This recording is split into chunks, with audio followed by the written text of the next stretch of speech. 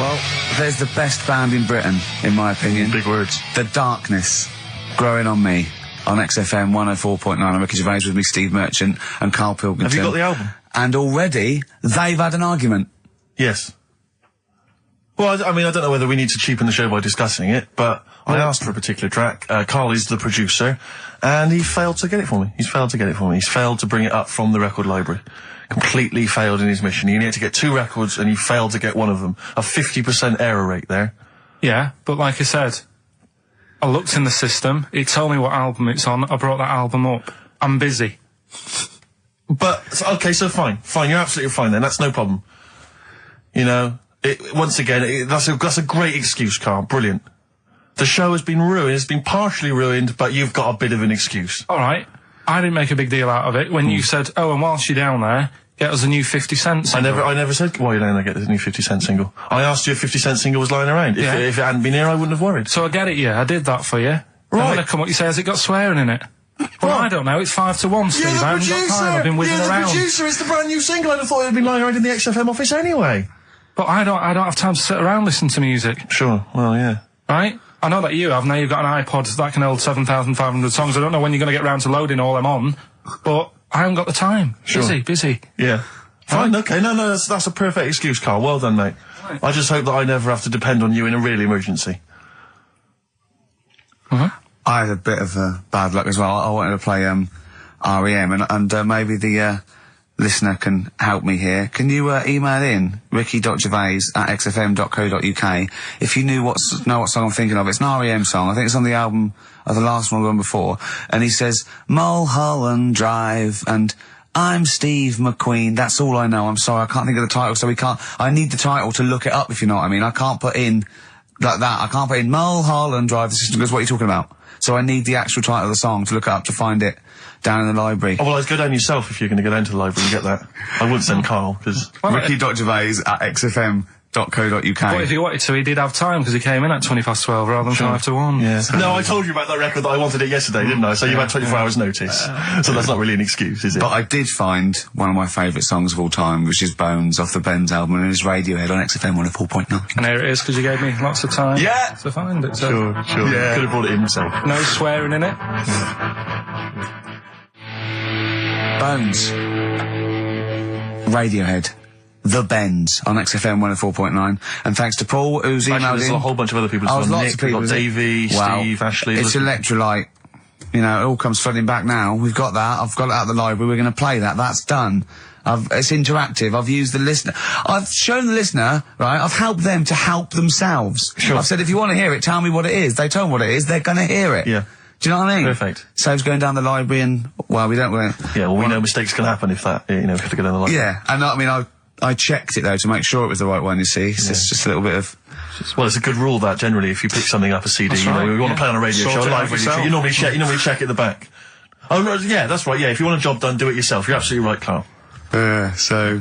But anyway, look, let's all make friends, let's kiss and make up. Yeah, touch and make up. Yeah. Let's just... Well, I'm up on Karl at the moment, because it was my birthday in the week, and... Not only has he bought me a little vibrating thing to put on the chair, because I've got about that, so that vibrates. That. Actually, we can hear it. Yeah, I'm going to do it between records now. Right, and what's that doing to you as you It's just, it sort of like sends a little pulse into your sort of muscles, relaxes, doesn't it? I've got to relax on air. If I'm relaxed, the listeners relax, we're all happy. Sure. He's also got me this little electronic bongos, and I thought we could do like... Oh! Chimpanzee that, monkey news, so it's like a jungle sort of thing. Sure, yeah. Brilliant. Well, that's been one of the great jingles that even has so I've got the vibrating...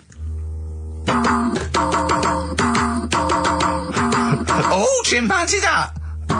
Monkey news! Dr. Fox, if you're listening, I think you'll know that's a clear improvement in this show. So thank you for those. It's alright. Yes.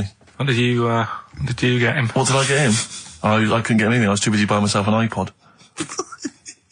You're joking? Well, it's a little bit gay, isn't it, giving gifts to blokes? Yeah, it is, but for someone who's like major... Yeah. Play a record! Someone who's major? What do you mean, someone who's major? Well, because he's a major celebrity? No, made you. Oh, made you? Yeah. Right. That's Yeah. Crazy beat. Blur. Alright? On XFM 104.9. Brilliant. Yeah, so, I also got, Jane got me a few nice presents, including my favourite of all of them, a real bow and arrow. A real bow and arrow? Yeah. Right.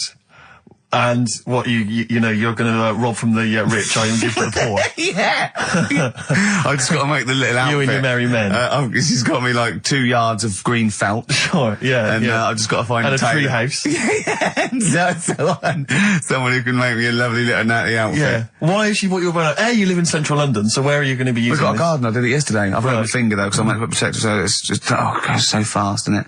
I didn't understand that sentence. I'm here in the studio. I saw you point to your finger, so I'm guessing from that maybe you injured your finger. Yeah. For the listener, again, what exactly were you talking about then? No, because when you pull it back, it...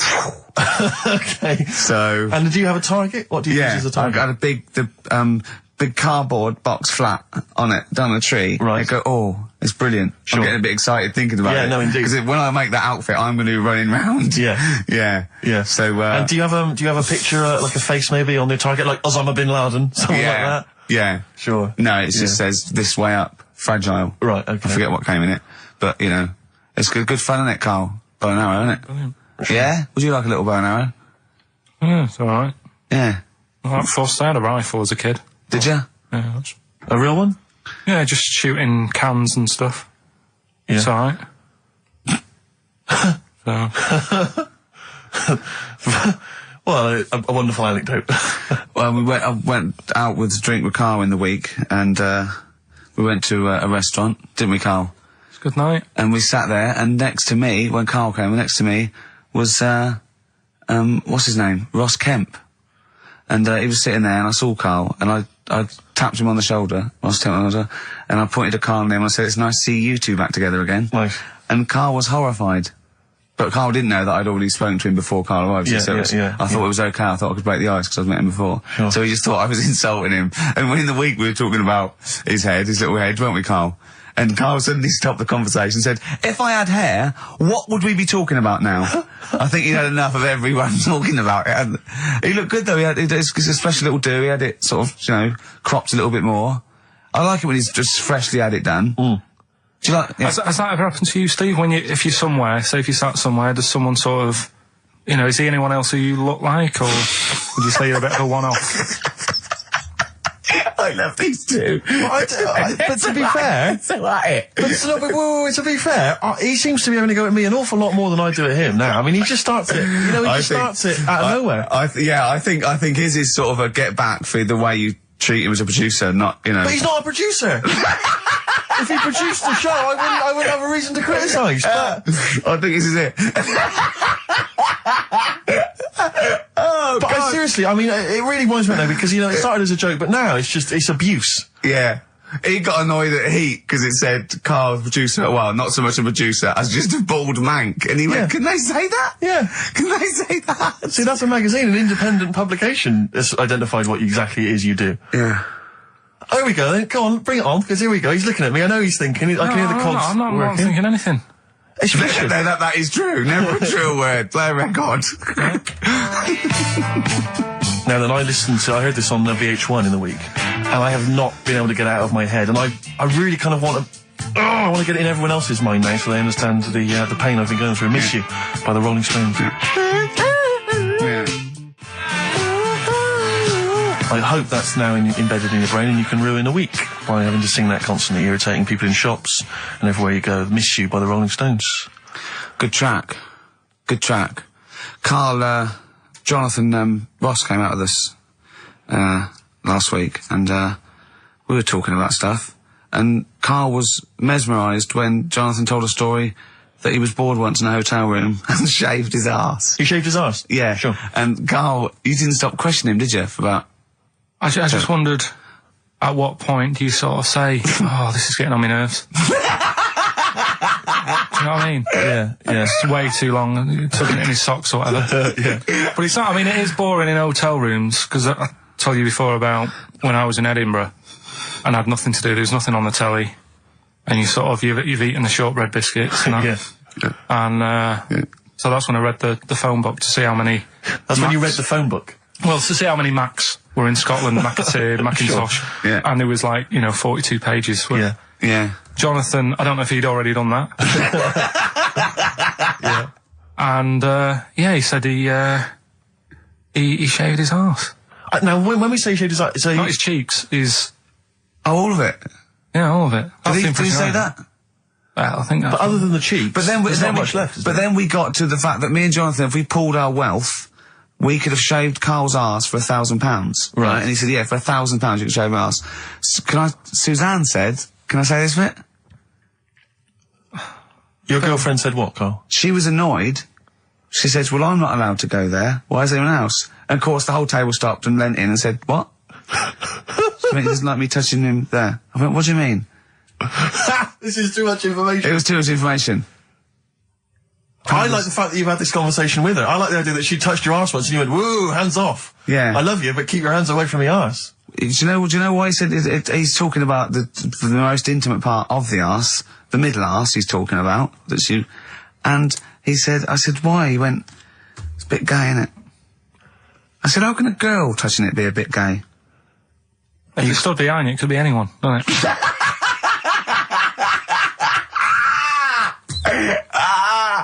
Oh, God. And it seemed, I mean, you can imagine the conversations we were having, right? And it's that thing that the waitress heard something every time she came over. She heard the word, like, Yeah. cock or... Jonathan Ross saying I shaved my arse. yeah. And, oh, dear. But it was, it was a good night, wasn't it? So, it's £1,000 now, isn't it? But presumably you give Suzanne half anyway, so everyone will be happy. You've used the arse to best effect. She's got half out of it, so she's made as much out of your arse as you have, in a sense. Me and Jonathan are happy. Yeah, but to be fair, it's his arse on the line. So... I know, but I mean, it's not like she's getting a bum deal. Well, she's no. getting 500, Yeah. quid. No, I can understand that. But, do you reckon? Just thinking of some more. Play a record. Can I just ask, before you play the record, if we were to shave your arse, let's say we did it for charity or something, got sponsorship, how would we do it? Would we use one of those big kind of old-fashioned razors? No, I'd use a Bic Safety. I'd just straight And away. would you use a gel or a foam? No, I first of all, yeah, I think I just, lather it up. Right, So you lather foam. up his arse first? I do the outside bits, just goes straight down, big broad strokes, clean, right? Then I'd have to go in the crevices, and I'd need an assistant. I'd pop it apart, and just very gently go in there. I might even use electronic equipment, just so there was no sort of like nicks. Okay. So, So an electric razor? or I might wax the internal middle arse. How did Jonathan do it? Because he did it on his own, didn't he? I just use mirrors. Why do I'll ask him, we'll call him later. But, I don't know. Well, perhaps you listening have once shaved your arse, maybe during an exam or something. What I think, and this is conjecture, but I think he was probably there, he'd had a shower, he's shaved his face, right, and thought, well, he was naked, looks down and goes, oh, what a hairy arse. Well, hold on, I've got the razor in this hand, I've got the mirror there, I'm not on stage for a good 10 minutes. Yeah. There's one thing I don't like going on stage with, is a hairy arse. Bang, drink, wallop, done. On stage, thanks, see you later. See you next week. Yeah? What are you thinking, Karl? No, it's just how hairy was it? Do you know what I mean? How hairy was it? Because you're saying mirrors and stuff. But he's how old is he now? He's 42. And they say your testicles drop quite a bit once you start getting old, don't they? Yeah. So he's got to make sure they're out of the way. Yeah, but I don't think, I can speak for myself, as a similar age to Jonathan, that, there's millimetres in it. It's not like we tuck them in our socks in the morning. Okay. They're still in the same place. You really wouldn't know the difference. It wouldn't, if we filmed it in, time-lapse camera, it wouldn't be like a bungee jump. Do you know what I mean? They wouldn't be moving a lot. Yeah. All right. Do you think I told him he's a good-looking fella, Steve. Would you agree with that? I told Jonathan that he said that he just went for it as well. Yeah. So you spent a lot of time picturing Jonathan's naked arse. You'd let him give you money for arse touchery. Yeah. Whereas your girlfriend's got no chance, access to that. and you're saying he's a good-looking man. Do you want to play a record and think about what you've done? Interesting. 50 Cent, 21 Questions, new single from him. Well, me and Karl got a joint favourite lyric now. I love you like a fat kid loves cake. Yeah. That's great, isn't it? I mean, I like it because it's funny and humorous and cheeky. You like it because it means something, don't you? You think that's the absolute truth. If someone was to say that to you, that would be the most romantic thing they could say, in it, because it's... No, I'm just thinking you know what it means. It's like the Elephant Man, right? The Elephant Man, that's what he's called. Again, you know what you're going to get. The fat kid loves cake. You've said it all, you don't have to say any more. I can't believe it. I'll tell you what made his day the other day. I love it. Jonathan Ross said The Elephant Man is one of the best films ever made. Yeah. Endorsed by a celebrity. I know. Well, by a film buff, really. It is good though, isn't it? It is a very good film, yeah. We have got Cheeky Freak of the Week coming up. Right. There's been a lot of stuff going on this week. In the freak world? Yeah. Is it really? Yeah, there's loads. I mean, stuff that we can... The one that hasn't made it. God, this is what it hasn't made it, so we'll judge it on that. Go on. There's a woman, right? Do you know how, I mean, in a way I thought Elephant Man, it was a bit tight because, you know, they sort of took him on a freak show, did a bit of a road show with him and stuff. Yeah. There's some woman, I think she's in India, like now, who, makes a lot of money because she's got 3 legs and like 7 toes stuff. And she was saying, people pay quite a lot of money. Not Squiddy Patel.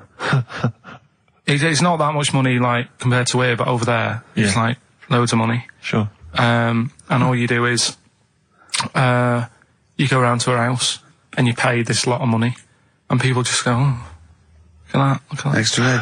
Extra leg. Right. It's quite a lot of money in that. So she hasn't even got to go out on the road anymore, like in the old days? No, that's what annoyed me. It's like, well, you could get to them faster. You go and see them if they're paying the money. Sure. Oh. But yeah, what she could do is go in and buy a pair of shoes, right, and then nick one on the way out, because they only put one out, don't they? Good idea. So she could get, 3 for the price of 2. Just one of the many perks of having 3 legs. Just one of having 3 legs. The other one is, keepy uppy. But she'd be good at that. Shouldn't do that. She just stays at home and puts the feet up. But anyway, that's not even Cheeky Freak of the Week. That's coming up later. Coming up later. Oh, brilliant. Now, Rockbusters, dead in the water, isn't it? We've killed that off, have we officially? We killed off Monkey News and Rockbusters. Didn't I tell you that there was some sort of petition for Monkey News? Was there? What was the story? A lot of, it's loads of emails and that. You mean you've done Monkey News? You mean you want to do Monkey News? No, but seriously, there's uproar. And people were like, you can't get rid of Monkey News. Yeah. Don't be doing that. Loads of people. Was it monkeys? Trying to write the complete works of Shakespeare? Did Tony Blair get a whiff of it, and he's coming down with a ton of bricks? And Rockbusters, Steve, if you've got a better competition, then we'll do yours. That's fine. Do you know what I mean? If that's what you want to do, we'll do. What did you want to do? No, I was just wondering whether we should perhaps not do a quiz at all, rather than do that piece of rubbish. Might be better to have nothing. Might be better just to have silence during that part of the show than have Rockbusters. I don't know. If I give you the clues and that, and if you think they sound rubbish, we're not doing it. Well, I know that. I guarantee they're going to sound rubbish. All right, let's make it the last Rockbusters then. This is the last Rockbusters. Well, it depends. If it's good, you get a reprieve. It's all about this. Okay. Okay. Go on then. Let's do Rockbusters then. Oh, we're doing it now. Should we play a record and do it after that? Do it after. Well, I'll tell you what. I'll tell you the prizes and then we'll come back with the clues. Because I've dug out that REM track. Excellent. So it's an interactive show. Okay, we've got the best summer holiday album ever. What we got on there? It's got Elvis versus Junkie XL. That's brilliant. Holly Valance is on there. Yeah. Laz Ketchup. It's all the stuff that the XFM listener is craving. A tribute to the Ramones album. We got Red Hot Chili Peppers are on there. Metallica. Street Legal from Bob Dylan. That's nice. Brilliant. Did you just buy that in the 4 for £20 from HMV deal? Fair enough.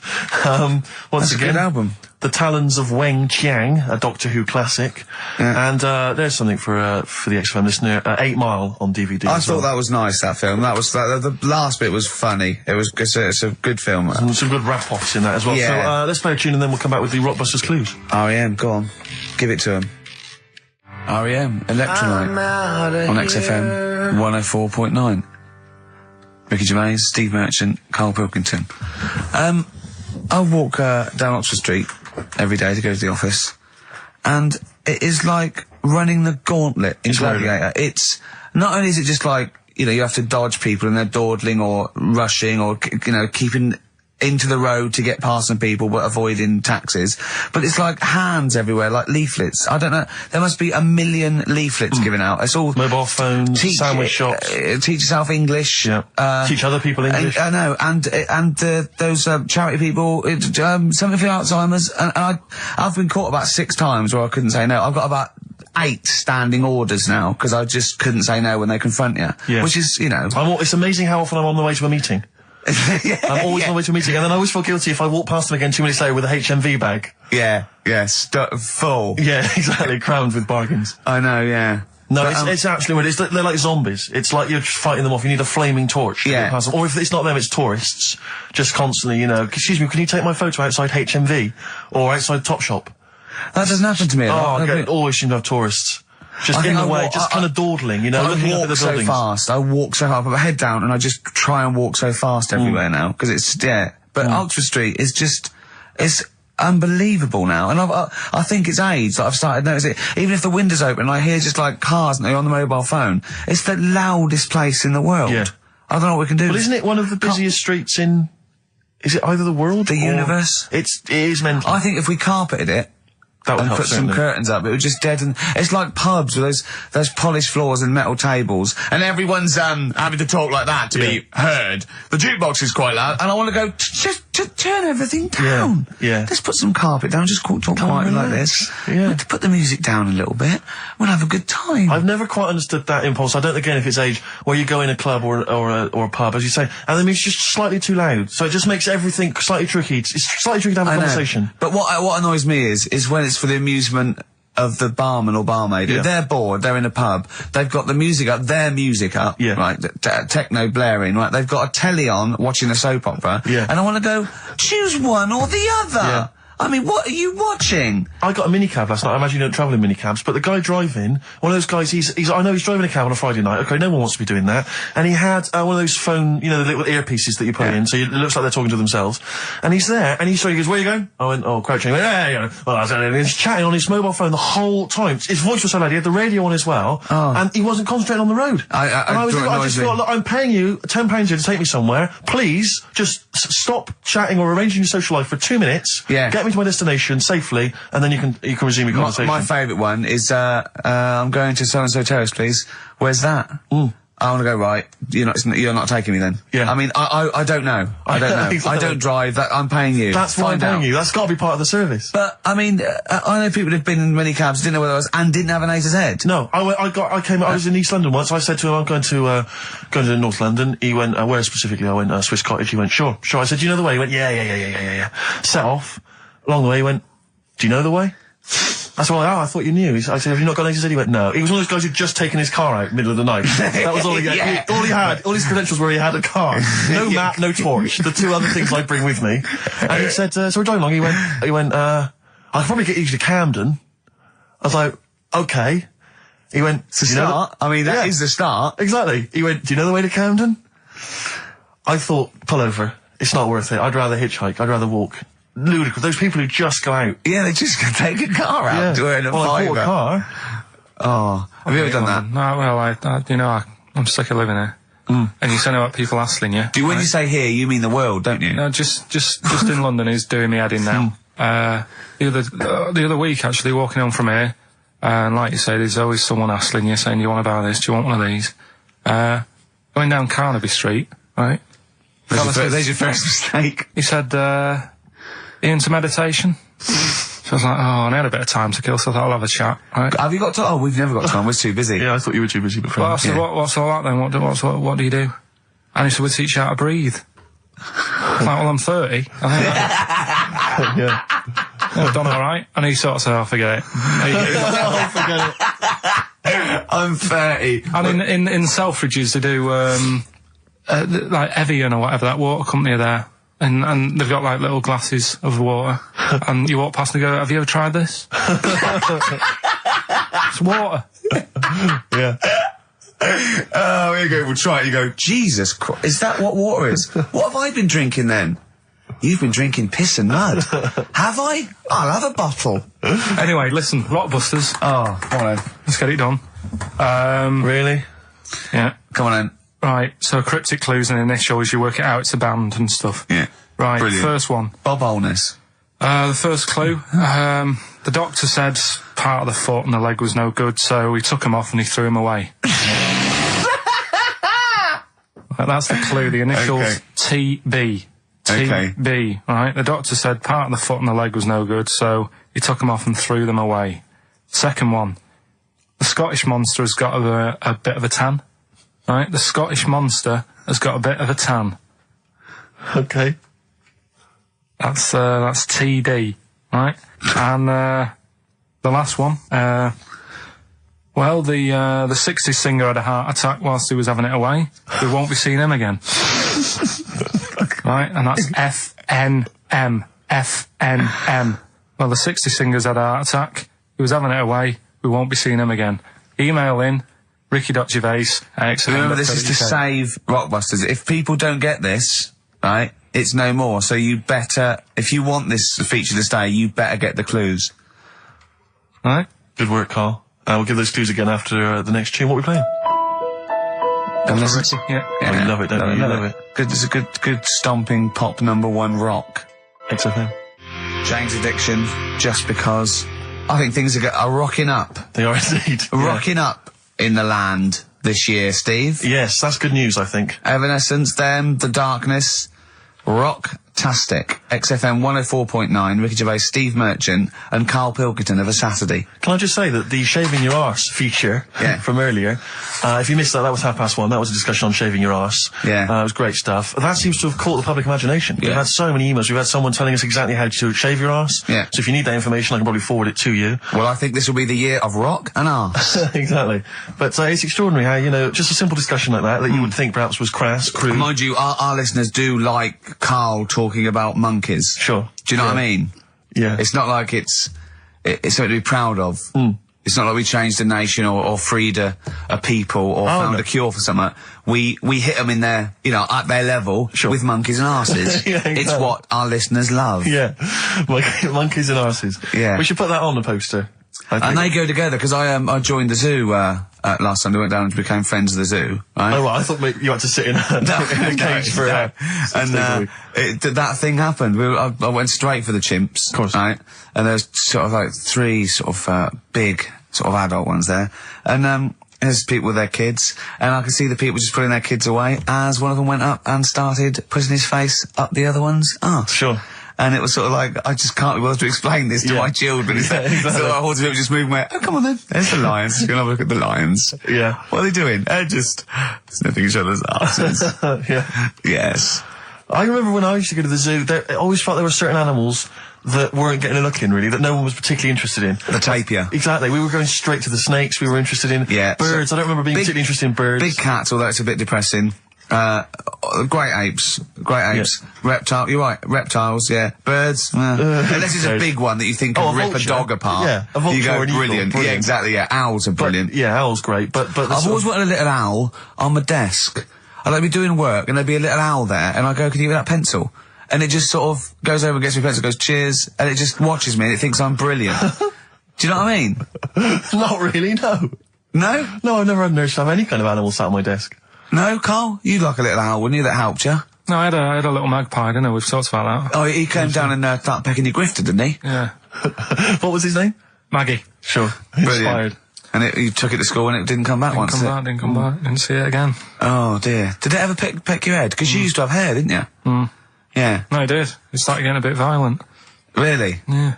Was it becoming sort of of age when adolescence, probably sexual frustration, sort of, you know, because I think magpies go for shiny objects, don't they? And you were probably sort of, probably losing it a little bit then in the front, and so when the sun was out... There's a bit of a sheen on the front. They saw a glare and thought, I'll have that. Yeah. What is that? That's brilliant. Yeah. Or as it was sort of pecking away, it mistook it for a tree. Yeah, because of the noise. Because of the noise. Yeah, the hollow sound. I squeezed his head yesterday. We should just point out, if you're a new listener to XFM, you might not realise that one of Ricky's many sexual peccadillos, I'm assuming it's a sexual thing, I can't justify it any other way, is to just squeeze Karl's head. Yeah. Front-wise, sidewise. I don't know what it is. I don't know if it's sexual or, like when you've got a little kitten, you want to squeeze his little face. Do you know what I mean? Do you know what I mean by that, Karl? Yeah, A little I said puppy that. or I said it kid. before, squeeze a little head. Yeah, exactly, and I feel that with you, because it's sort of like, he gives so much. Look at Karl's face, he gives so much. It is like he can understand what we're saying. Yeah. And that's what the connection is, I think, between me and Karl and other animals. It's like he can understand what we're saying. But I squeezed it yesterday, and Karl went, I definitely had something crack. Yeah. Because I'm trying to see how hard I can squeeze it. Yeah, I think that was you just thinking, Karl. To be fair. I think the cogs just started to... No, I mean, I think there is a danger, because I think there is a danger that you could squeeze it too much. Yeah, I know. He did a good deed today, the other day, didn't you? Was it? Yeah. What were you up to? You were just, you were talking about, like, you know, being hassled in the street and stuff. And, I get hassled a lot by the homeless. Don't we all? You should go home to sleep. Yeah. So, I'm here, mate. But no, I do treat them a lot. You know? You treat them. I love that. You had a good day? Yeah. You've been good? Yeah. There you go. That's 50p. Suzanne does the Save the Children thing. You were talking about, you know, charities hassling you all the time. She does that. And I sort of say, well, you do that. I'll look after you. You'll take care of the homeless. I'll take care of the odd tramp around where I live. And how do you treat them? Loads of different ways. 50p I might give them. Yeah. Or I might, you know, they'll sort of say, oh, have you got any money? I'll say, what for? And they'll go, I'm really thirsty. So I'll go, well, hang on a minute. And I nip and get them a little Diet Coke. Sure, Diet Coke. Yeah, they want to watch their weight. Yeah, yeah. They're going full fat. Oh, what an insult. Yeah, exactly. To a man like me. Yeah. You know, I'd rather treat them than... Because a lot of people spend money on, you know, problems abroad and stuff. Right. Oh, I just God. think, you know... Yeah, famine I'm relief. just saying. Oh, God. Like what? What do you mean? Like famine relief? Well, you do get sick of it, don't you? You know what I mean? It's that... You get sick of No, it. I'm just saying. Wait. Go No, on. I'm just... I know, just let whatever you do now, Steve, don't interrupt, because I'm scared, but I just think it's worth it. There's so many issues. There's freedom of speech, there's we're not responsible, there's he'll get away with it because he's a buffoon, Yes. and it is entertaining. Exactly. So, go on. what's Carl. your All I'm saying is you're saying, you know, who do I give me money to? Is it, you know, little, you know, sick kids or whatever, or is it old people or whatever? HMV. That's where he gives his money to. Chiefly, they get a lot of it, yeah. Yeah. And for me, I just get sick of, you know, problems abroad. It's like, what do you do? What do you do with famine and that? What are you meant to do? How can you solve it? It's gone on for years. Yeah. And it just keeps going. We keep giving them money, they keep spending it. And you're not getting any return for your cash. Well, it's just how many times, you know, they've got to learn. What do you mean they've got to learn? What, you're going to teach them a lesson? What do you mean they've got to learn? What do you mean? Well, what are they doing with it? Yeah, they must have, like, better interest accounts or something where, you know, look after, put the money in the right things. Sorry, do you think that Bob Geldof sort of writes him a cheque? He goes over and he's in the helicopter and there's millions of them, and they go, it's Geldof from Boomtown Rats. Brilliant. They go, If there's one man that can help us. yeah, I hope he doesn't sing. He's not going to sing. He's got some money for us. And he comes down and he goes, do you want a cheque or do you take Switch? They go, we don't take Switch. He goes, there's a cheque. They get He's things doing like... it again, though, isn't he, as well? I Is mean, he? I like, you know, he used to work here, Bob. He's a lovely fella and that. But, Yeah, he's a lovely man. but how many times can you save the world? You know, Yeah. he's over there again helping out, and it's like, well, you know, what do you do? Are you saying don't bother because it keeps happening? Not well, I'm not saying that. You know what I mean? I'm not daft. So that's what you're thinking. And Karl, you are daft. Yeah, exactly. I don't know what the answer is. Do you know what I mean? So you're just saying wash your hands of the whole affair, leave them to it. Yeah. Sure. Are you really just saying it's sort of, it's nature, it's tough luck, just don't interfere? Like a wildlife programme. Is that what you're saying? Don't interfere. Are you basically you're saying it's not my concern? This has got a bit heavy. Can we do Cheeky Freak of the Week? Let's play a record.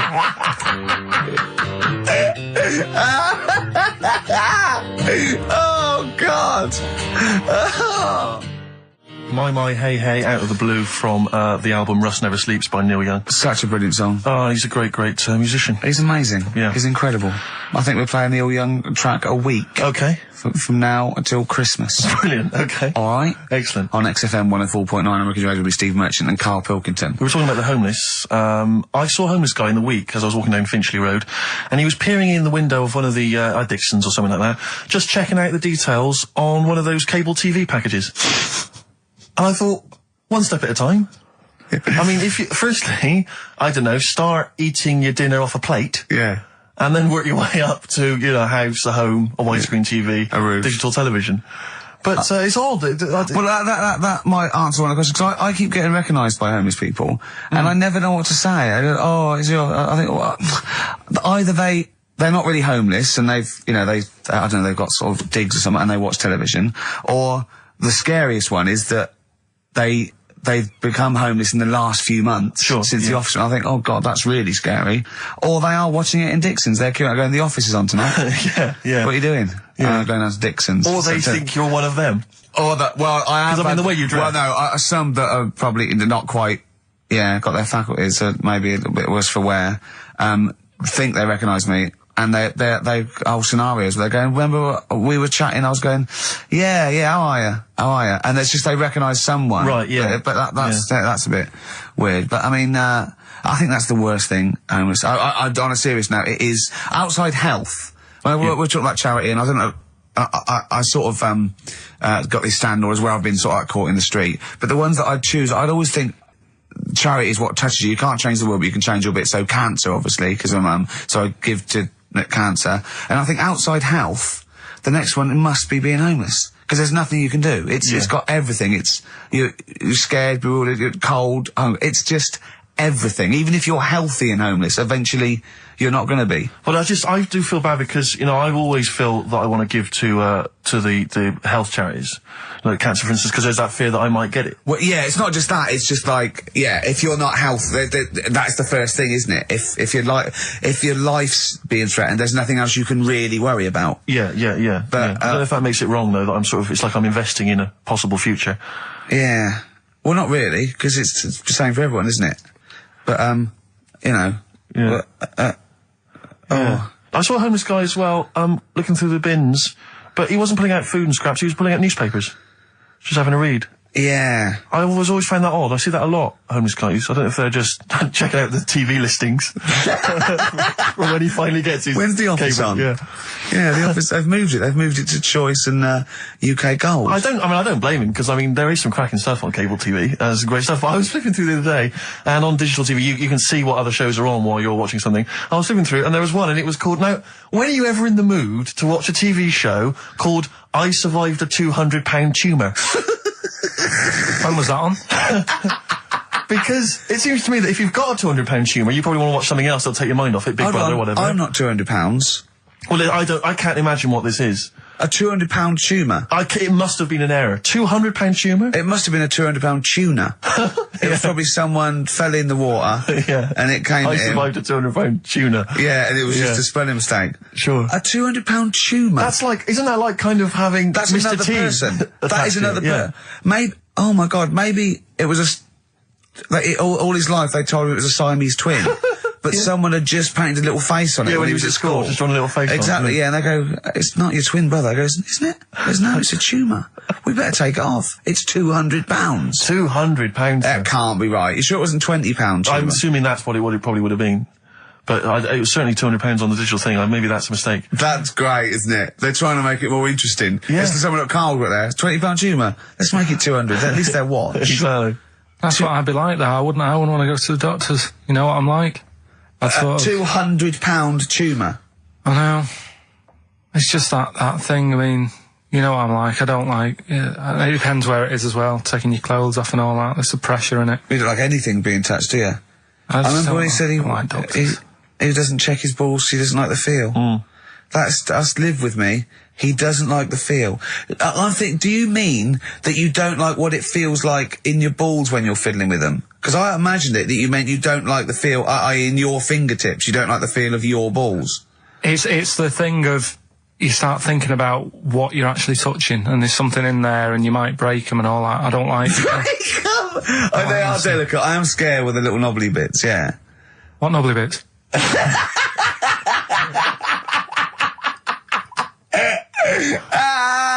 But I'll tell you what, it's that thought at the doctors. It's that thing of, it's not taking your clothes off in front of him, right? It's the way you've got to take your clothes off, but he asks you to go behind that curtain to do it first. Yeah. So there's more pressure because then you come walking out with nothing on. But it's like, why have you asked me to go behind there? Yeah. Rather than if I just sat there having a chat and he's going, so, Yeah. how have you been? It's like, alright, and just taking the pants off. Yeah, And then exactly, yeah. It's the What was pressure he doing? Don't take your clothes off. And you came out and he lit a candle and there was Yeah. some soft music on. The lights were down. Nice. Yeah. Or he said, if it'll make you feel more relaxed, I'll take my clothes off. Yeah, exactly, yeah. But I'll do it in the form of a striptease. Now, Carl, I'm going to ask you the question, knowing the answer. What do you think of maybe a gay doctor just checking his testicles out? He's a professional, he just happens to be gay. That would never happen, would it? What are you talking about? Why not? Oh, speaking of, Go on, doctors. no, gay What? people and that. Do you know when we discussed, gay-only toilets? Yeah. It's only, it looks like it's coming into action. No, it doesn't. Right. No way. It was mentioned again Where? on, Your head. no, I think Do it you was on- think that people in positions of power are listening to this show getting ideas from you? Tony Blair. Makes you wonder, doesn't it? No, it really does. And the funny thing is, why are they getting upset? Why are gay people getting upset that they might have to have their own toilets? Carl, you don't know what you're talking about anymore. You don't They're know having a what sly look. You don't know what you're talking about. Okay, can we have Cheeky Freak after this? If you want. Placebo. This picture on XFM 104.9. Steve, you're thinking of taking over as producer, aren't you? Well, I just think it's a shambles. I've asked for Cheeky Freak of the Week, and it appears that Carl's not ready. He's not prepared. No, I can sort of remember it.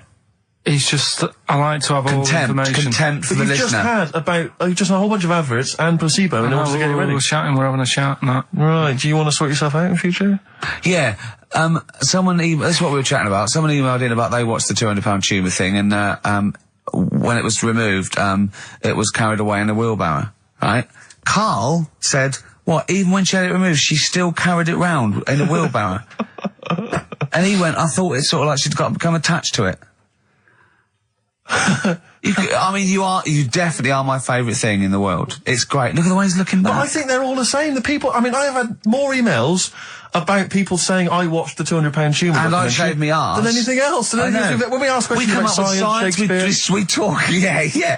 Nothing, Slight silence. concept, we talk about political issues. One person emailed in, they said, I tuned into the £200 tumour documentary. It looked disgusting, I couldn't watch for long. What were you expecting? Yeah.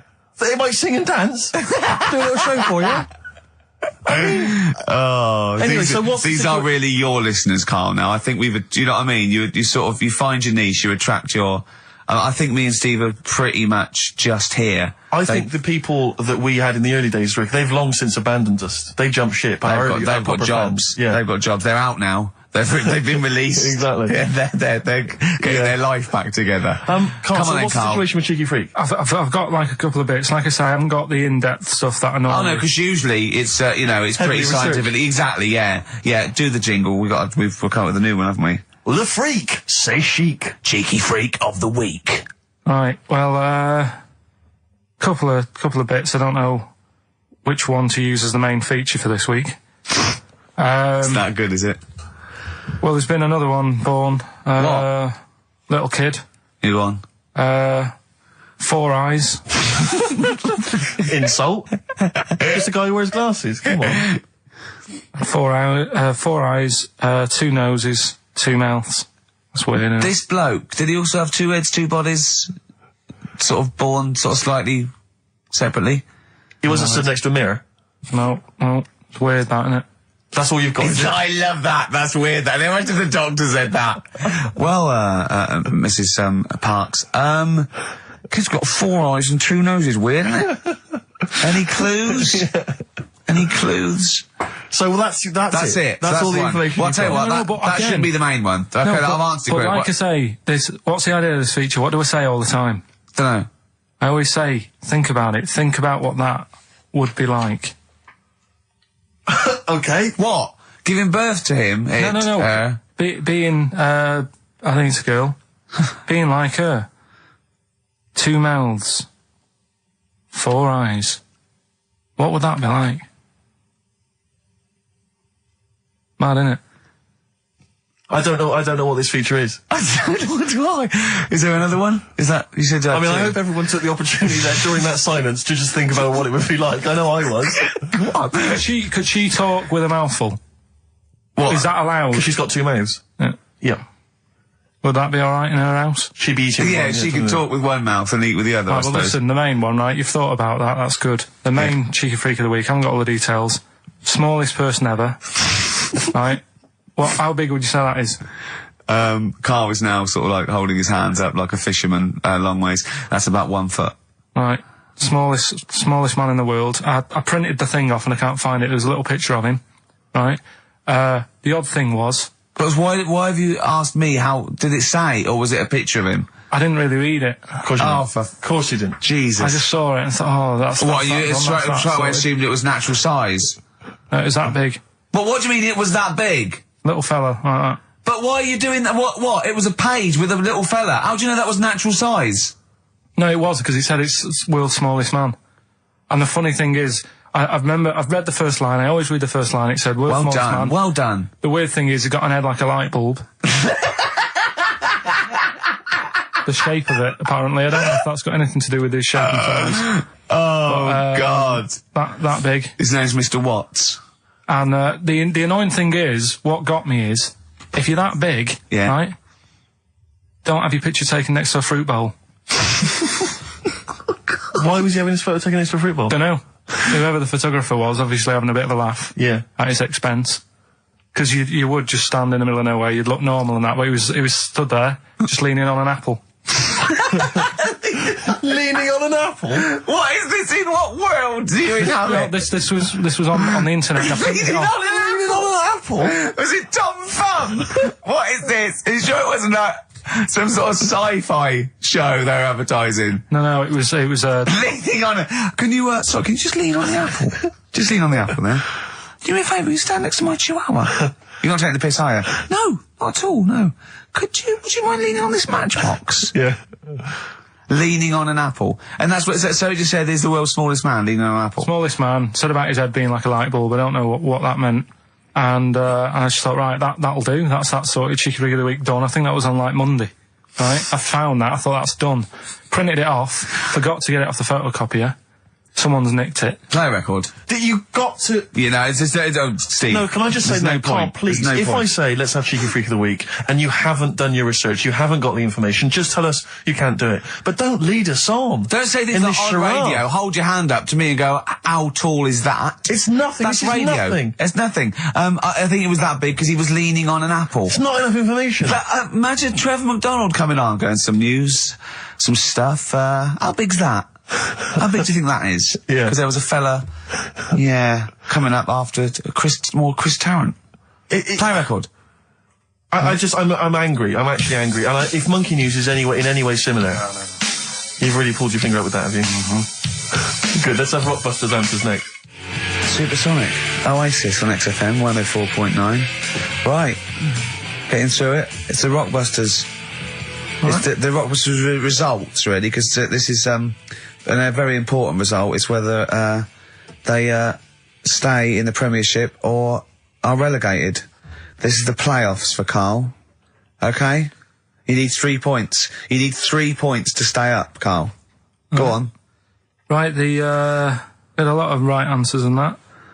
Right, okay. That's in your favour, you know. Okay. The first clue was, the doctor said part of the foot and the leg was no good, so he took them off, he threw them away. Yeah. The initials TB. Yeah. Right? Go on. Tony Bennett. Alright, that's Tony Bennett. Tony Bennett.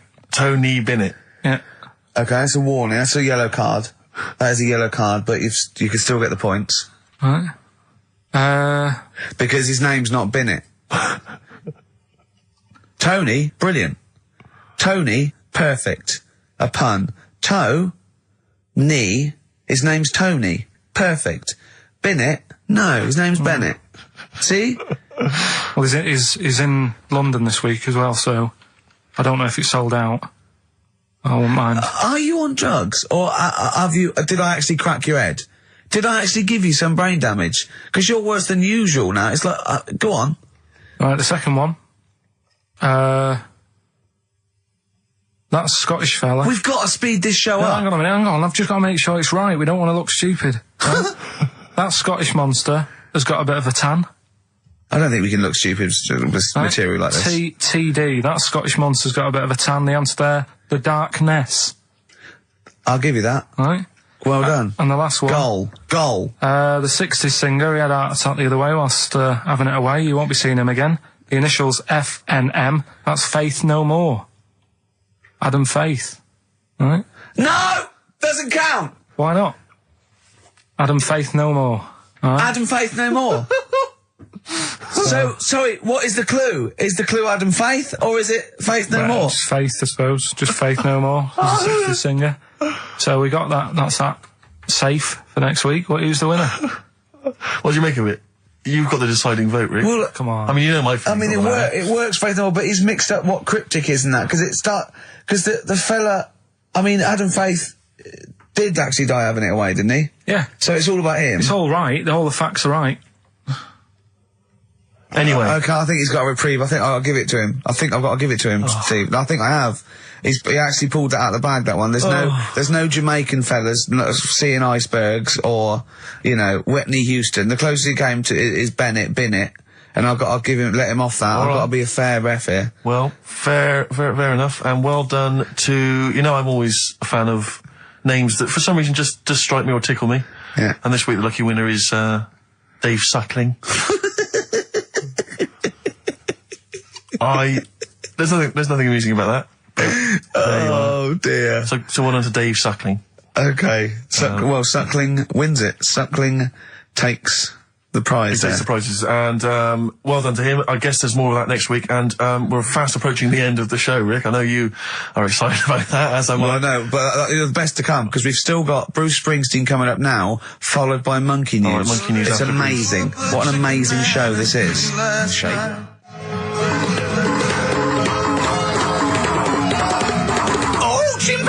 Monkey News! Excellent. So, Monkey News time on XFM. Karl Pilkington, the man in the hot seat. Karl, what have you got for us? Okay, Monkey News this week. We've covered a lot of stuff. We have indeed. Now, do you know, there's places where you can go for, weekend rests and stuff, sure. And you relax, you sit in a little spa, you might have a swim and stuff. Mm.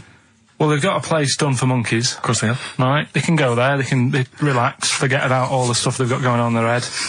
They can have a manicure. Right. Got nice meals. It's not called a manicure, though, it's called a chimpacure. Beauty treatments. Yeah. Right? Look good and stuff. Yeah, well, look good, feel good, yeah. Now, you might think, well, that's pretty normal. Well.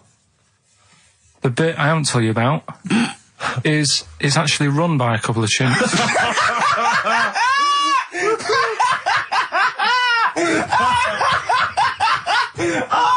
Oh God! Oh God! Oh God! You're a maniac! Right. Oh, for Christ! Oh. Let's just.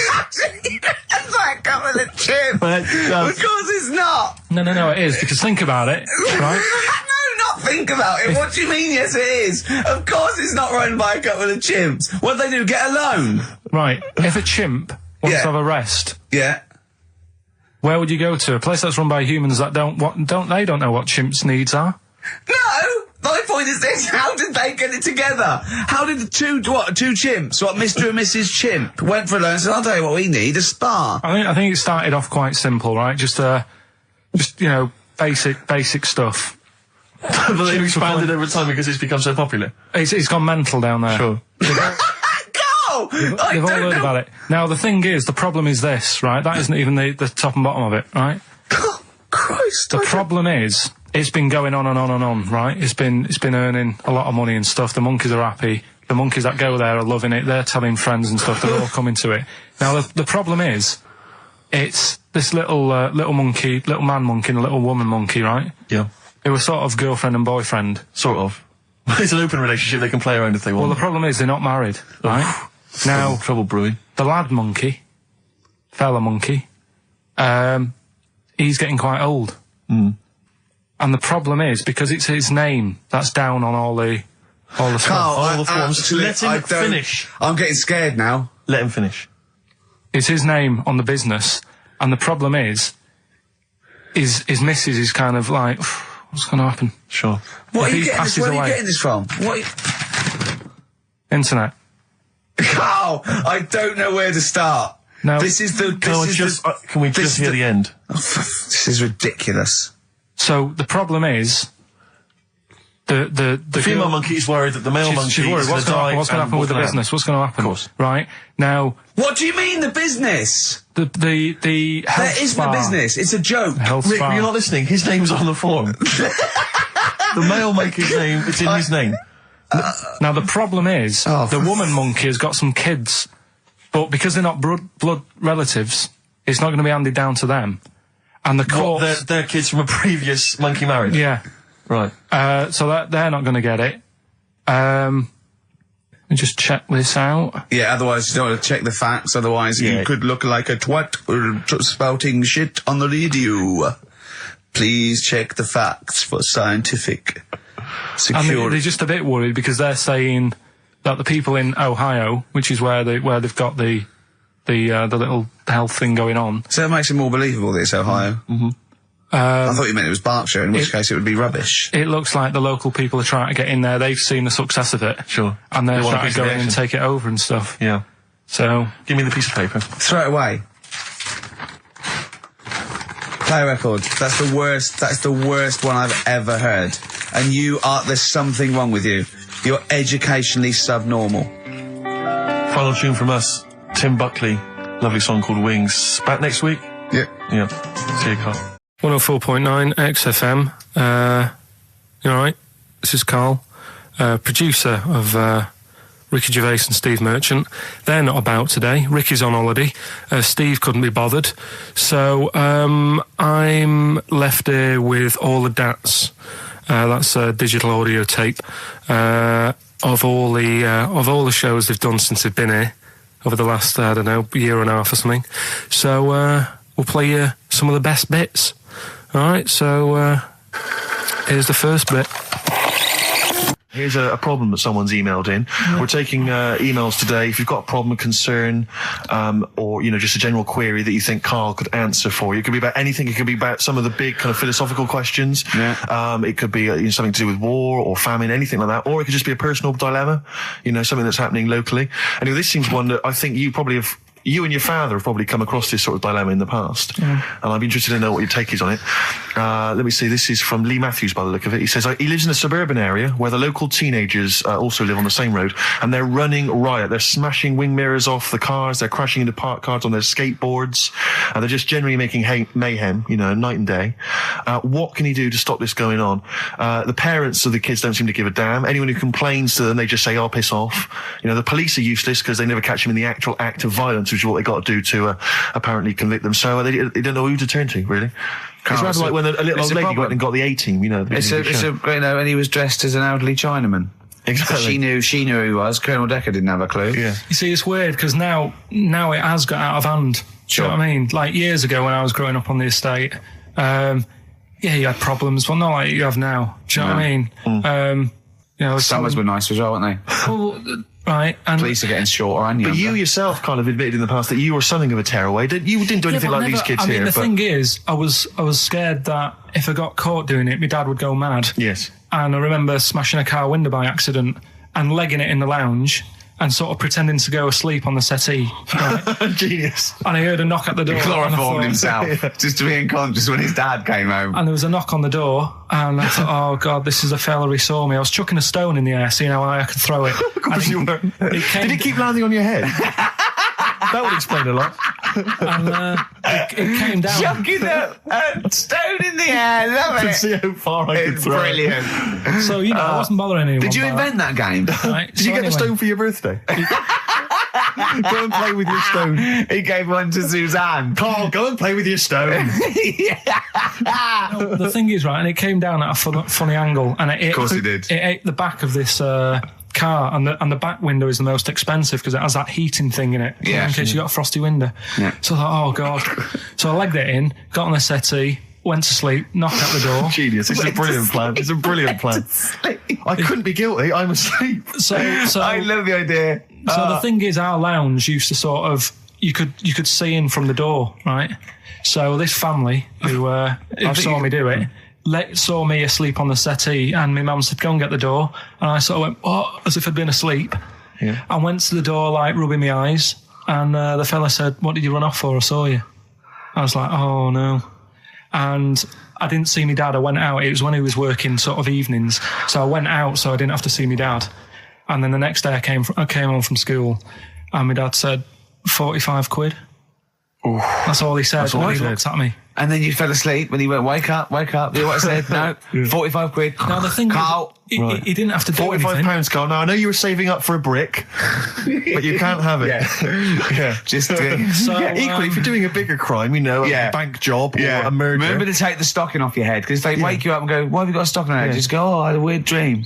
Right. What are they again? Is the tip included? Yeah, go on, that one. Right. In Turkey, Nice. it's not, actually. Mm-hmm. That's where I went, and there was them little fellas after Suzanne in the kitchen. What? What do you mean? We went to Turkey. You went to Turkey and there were some little fellas. Well, they had quite a few sort of midgets working in the kitchen. Why? Is it a theme? No, Was it a theme holiday? I don't know. Might get them cheaper or something. Was it? So they were get them working, cheaper? They were working in the kitchen, and one of them fancied Suzanne and kept sort of eyeing her up, and she was winding me up saying, "Oh, Not eyeing up and down, just eyeing her up.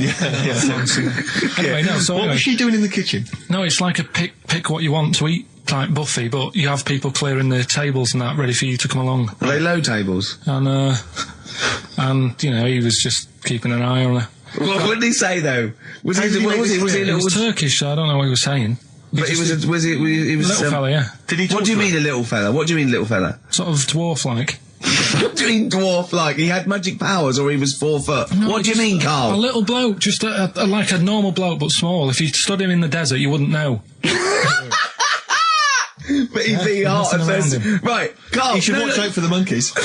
Yeah, underground. There's underground monkeys, I think. Look, you can't just say there was a little midget fella who was eyeing up my girlfriend and then leave it. What do you mean? What was happening? This is a story to us. This is much more interesting to us than, and she was deaf, right, and she hit her head. That's much more I don't interesting. understand how it manifested itself. Did he come over and say something? No, do you know when it's like girls know, don't they? When someone fancies them. What do you mean there was lots of them as well? Do then? they? That's worth knowing. Listen, right, come on, right. So you went to this holiday, yeah? Yeah, And you went into the dining room or something? Yeah, downstairs. And you looked over. You thought, this is all, there's no one serving. Yeah, and they go, Wait a minute. hold on, you looked down and there was a little waiter. There was loads of them running around busy. Why though? Why did they It get was summer. What do you mean? Because it was There was loads of summer. them. They had more of them They on. come out in summer. They come out in summer. What do you mean they had more? What do you mean? Because it's busy, isn't it? Well, no, but they hibernate in the Why winter. were they all midgets? I don't know, maybe it doesn't heat stunt your growth or something. No! Well, they just happened to, maybe it was a thing that they did for tourists or something, I don't know. I just got on with my meal. It was a holiday, do you know what I mean? God. Right, So some midget serving. I'm not going to ask any questions. Right, okay, yeah. So they're all little fellas running around, and this one always was like, oh, do you want a new serviette? You know what I mean? Going out of his way to sort of... for turning on the charm. Yeah, he was going out of his way. The others weren't. Right. I think what was happening is he'd been working with Santa all the winter. Yeah. This is sort of little summer break. This one He was hadn't seen your a girl. waiter, and so he was being polite to you. Maybe. But what did Suzanne say then? Well, she was using it to wind me up. What was she saying? Oh, he's... Oh, just like, look. He may be small, but he's Well, built like a... Yeah, he's all man. so... Were you jealous of a midget then? You were jealous of him? It is a bit annoying, isn't it? Why? It wouldn't bother me as much now, because I've been with her for ages. Right. But at the time, that might have been one of our first holidays, and it's like, You don't want to be what's going on? thrown I away paid by for it. this holiday. Yeah. And then you get off with a midget. Yeah. Oh. So anyway, But it doesn't matter because you got chatted up by a bearded lady. So. yeah. tell you what, no, that's got nothing to do with that. What were you going to say? No, What were you going to I say? was going to say the hotel was half board, and maybe. Oh, right. I thought you were going to say it's just one of her shortcomings. So listen, right? Play a record. He said these, oh God, it's like a child or a cat when it's confused. He went, Steve reckons in ancient Greece, right, it was better to shag a bloke than a woman. And I went, well, yeah. I mean, that's about the male being sort of a first-class citizen, much better, wasn't it? An aspiration to sleep with a beautiful man than a beautiful woman. Women were lower-class citizens, so therefore men were seen as higher class. So to have sexual relations with a man, there was no shame in that. No. In fact, it was looked upon. And I said, well, ancient Rome. I said, Nero, he'd sit in his big jacuzzi and he used to get, pretty boy men to just go into the water and just nibble at his testicles while he was having a wash. He didn't do that. He did. Yeah. And he's not a gay fella. No, well, no. I mean, I don't know about Nero, but I mean, it wasn't a case of a big delineation between what was heterosexual and what was gay. It was just, whatever you... So what did this fella do then? This one who's having his... Well, he was pretty much top boy, Nero, for a while. He was in charge. And, and you did what you're told. If Caesar or... But why were people going round there? Why didn't they go, oh... No, they weren't dropping in. It wasn't like the doors opening. I was just going to see what Nero's doing. You'd have probably been like a delivery boy or a stable boy or something, and you'd have popped round there and you'd have gone, there, right, Nero, as the tablets of stone you wanted. And they go, Pilkington, why you are here? Pop under... I don't know why he's French. What is that? I don't know why he's French. Just pop under the water and nibble at my testicles and you'd have done it. Because he was Nero. I wouldn't. You would have. Well, there's no way I would have done. Yeah, well, you would have. What have I done? I've dropped a pizza off. You put round to Nero's place with the pizza. I've dropped a pizza. Right, I'd say I've done my job. Right? Yeah. That's not the sort of tip I wanted. No, he'd have said, get the little baldy chap to nibble at my testicles, and you'd have been under the water. I wouldn't have done it. No, Well, you would have put my head under the water. Right. I wouldn't have done it. Can I just say this, Steve? Not only would you be nibbling at his testicles, you'd have been going mad. You'd have been noshing him just for extra. You'd have been doing everything he wanted. You'd have been going, he'd have gone, I didn't ask you to do that. You'd have been going mental. They'd have been chewing, slurping, smacking, poking. You'd have chopped, you'd have gnawed his packet off. You'd think you're eating Walker's crisps. There'd be bubbles, there'd be flood. Oh, it'd be horrible. Alright, this is Karl, the producer of Ricky Gervais and Stephen Merchant on XFM 104.9. We're playing out some of the best bits, hope you're enjoying it. Here's another one. Last week when I did Do We Need 'Em, do you know when I called up one of the museums in a science museum? Yeah, are you talking to me? Yeah, I'm just saying, I wanted to tell you before when the song was on, but you're so busy listening to it. Yeah, was I so busy listening to a song I was playing? Yeah, but we're doing a radio show, aren't we? All right, what's your point? Well, I just wanted to say she emailed in to say I got her name wrong, so I'm just apologising for that. What did you call her? I think I called her Jessica. What was her name? I don't know, I've got it on email somewhere. This is not an apology! No, I'm You've just got saying... it wrong again! You've not even said her real name! How is that an apology? Well, I remember, I read the email, so, But who are you apologising to? I think her name's Jackie, I think. Oh, you've got it wrong again, haven't you? Well, anyway, and she just said if you want to see dinosaurs and that, go to the museum. You were complaining about that as well, weren't you? You went to a museum and there was too many dinosaurs. He said you just need 4. No, well, Steve, have you been to the one in Knightsbridge? I think this so. one that I called up, right? It's nice. You go in, you get a good collection of stuff. You walk in, there's 3 or 4 dinosaurs. You've had enough, right? I went into New York, right? I went to the museum there, hundreds of them. You can't move for dinosaurs. Yeah. It's almost like they're responsible for them being extinct. There's loads of them. So all I'm saying is, if you want to see a dinosaur, go to the one near Knightsbridge. They've got a nice selection, some old vases and stuff. It's worth going. So... some people emailed in the songs with stories in it. One of them was Babushka, and he went, what's that? And I went, asked Katie Bush, what is it? I said, it's about a woman who dresses up as another woman and seduces her husband. He went, they wouldn't work. Just dismissed it like that. Why do you think it would work?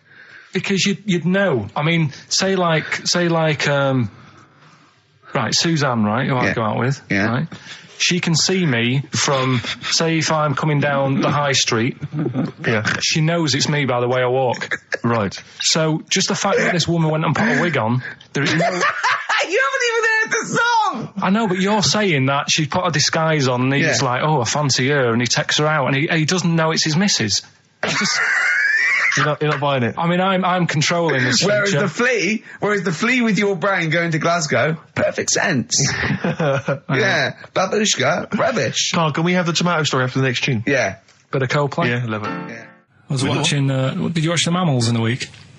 No, I missed David it. Attenborough. No. I was thinking, actually, right, all this MTV stuff, if there's one reason why I'd like to do it, is I was watching Attenborough, the Mammals programme. I reckon I could do something like that. Right. And just have like me, instead of Attenborough, like a young, sort of fresh person, watching, like, certain animals and saying, do we need these? Do you know what I mean? Yeah. Oh, God! What's going to Death on Earth? Well, That's amazing! Do we need these? And, No, 'cause there's loads of and the stuff. audience at home would vote. Would there be some kind of telephone like a vote? vote-out system. Oh, the thing is like, it's something interesting that Attenborough was saying the other night on Do we need these? on Jonathan Ross's show, on his telly show, right? He was saying, he said, you could take all the humans off the earth and it would carry on. But take, like, some animals off it, mammals and that, you got problems on your hands. I thought that was quite interesting. Yeah. So it's like, the question is, do we need these? Is that part of the big thing? Right. Like jellyfish. Yeah. We've talked about jellyfish. Yeah. Yeah. So which mammals in particular were You you talked about watching our that Zoe you Ball thought- show, haven't you? Hey? Which mammals were you thinking we don't need when you watched the show the other night? Any in particular that you thought they don't need them? They're not of interest. Well, I like whales, but I don't know what they do. And they're taking up quite a lot of room. Sure. But stuff like, Yeah. but like jellyfish, I looked into because Yeah, you know well, I was I know you talking don't about like them, them, and they were saying they've got no eyes, no heart. There's something like 97% water. Yeah. Um, They're blind, and they do about 33 miles a day. Right. So it's like, do we need them? Could we clear them out? Yeah. well, the big net. That would be the programme. What? Right, we'll get rid of them. Next week we'll be looking at Rhinos. I think it's genius. Honestly, I think it's genius. And like going along, sort of like picking up sea anemones and going and just lobbing them into the sea. Well, what do you think about MTV doing that? And then I just, in between the bits, Play music videos? I play music related relates to to it. fish, so I could play like Fish, Yeah. that rock guy, or the animals, Rock lobster. yeah, or what else could This I get could in run there? and run. What other songs have got animals in them? The Well, monkeys, could play the monkeys. Yeah, there's about 1 million, so let's not start this. No, but do you know what I mean? So do we need this? So MTV flies you around the world And to you- the most incredible exotic locations. You sort of climb up a tree or whatever next to, I don't know what lives up a tree, some kind of rare parrot.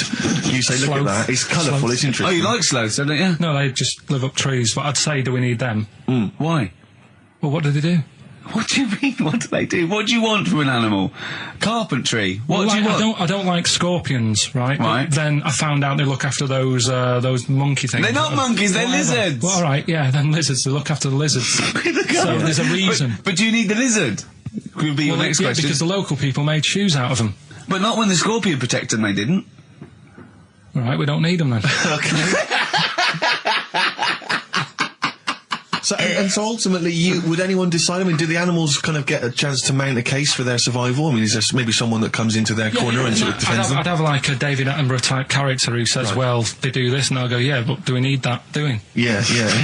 Yeah. Okay. So what does an animal need to do in order for you to feel that it sort of gets a chance of life? I mean, like a pet, like an animal, like a dog maybe, or a cat, I mean, they give a certain affection to its owner. Is that a valid reason to survive? Not particularly for you. Not really. No, okay. I mean, saying that, though, blind people use dogs, so they are useful. So dogs are useful. Saint Farmers burners, use they often dogs. save people, don't they, in Yeah. snowy weather? Cats. I'd have to think about it. Okay. Keep the mice down. Yeah, but you got rent-a-kill. So Okay. what I'm saying is something that will affect the world. Right. I think you'll find everything does. Except Karl. I'm not sure what effect he's having on the world. I'll tell you what, though, Steve. Right? Did you watch the mammals? I didn't see the mammals. They had bison on it. Right. The weirdest looking things you've ever seen. Yeah. They've really Again, you're on dangerous ground here, Karl. They've really got it's like, decide what you want to look like. It's just a mismatch of stuff. It's got a really big airy head. Yeah. And like you. Sort of bald at the back. Right. Sort of It sounds like thinner. someone you went to school with. Was there two of them? Oh, brilliant. That's nearly it, Karl. Right, what's your last room 101? Oh, God. It was, holidays. Holidays. Well, You want to put holidays in room 101? people who are sort of annoying on holiday. Oh, yeah. Do you know when you go away? Oh, yeah. It's sort of touched on this before. Is this going to be the Scouse guy? Yeah. Go on. Oh, it's so long, though. I mean, it was a holiday when we went to Tunisia. And the Scouser pissed you off. Surprise, surprise. Yeah. Yeah. But the annoying thing was, you know, when you go on it was a cheap holiday, and like the lesson here is, you know, if you want a good holiday, you gotta like spend some money. Yeah. And we didn't on this one. We spent about, I don't know, 400 quid for two of us for like a month or something ridiculous. And we got there, and you know, you get to the hotel and you go, we have made a mistake. You know, it's a ropey hotel. You know, you can tell like the blinds and stuff as you walk in, they're all dirty and stuff. And you think, well, let's make the most of it. You know, let's not get down about it. It's a holiday. It's for a rest. And you try and make the most of it. And we had to meet. Do you know, like you have one of those things where you get to your destination and the rep says, right, you know, go and unpack your bags and that. Go and sort yourself out in the room.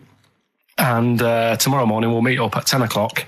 And I'll go through, you know, the best sort of place to go for camel rides and, you know, the best deals I can get you. That sort of thing. Can anyone here walk like an Egyptian? So